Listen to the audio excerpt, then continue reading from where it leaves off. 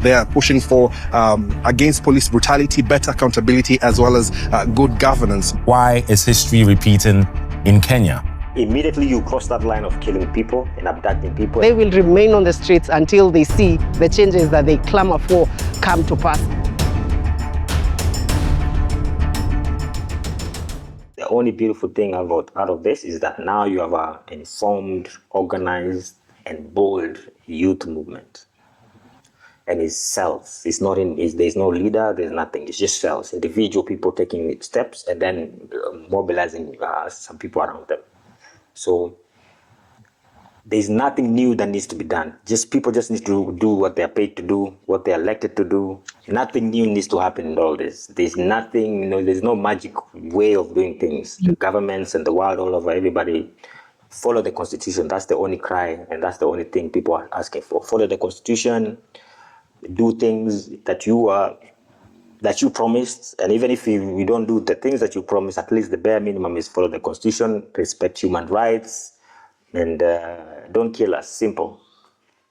There's no magic, there's no new words, there's no new vocabulary, there's no new way of looking at things. It's just do government things that you've been paid to do and you've been elected to do. What do you think the government should do to just address all the concerns of the Gen Z movements, to avoid further confrontation, further, utilization of police to come and quarrel these protests, which have led to several young Gen Zs being arrested or murdered and so forth? What do you think the government's response should be?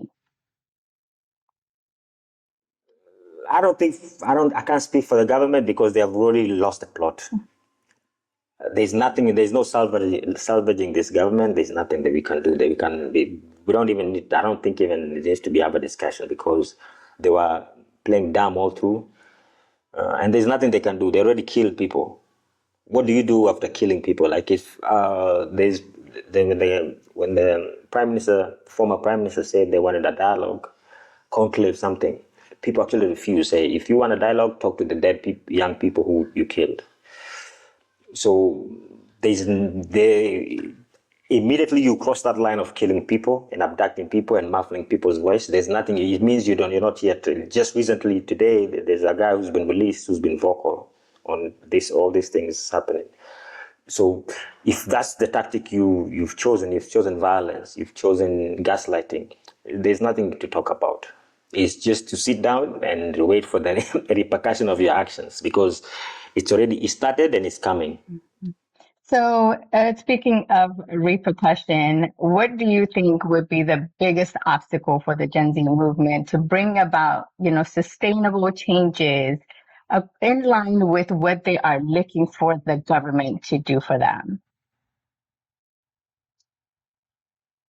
Everything is stipulated rightfully in this Constitution. Mm-hmm.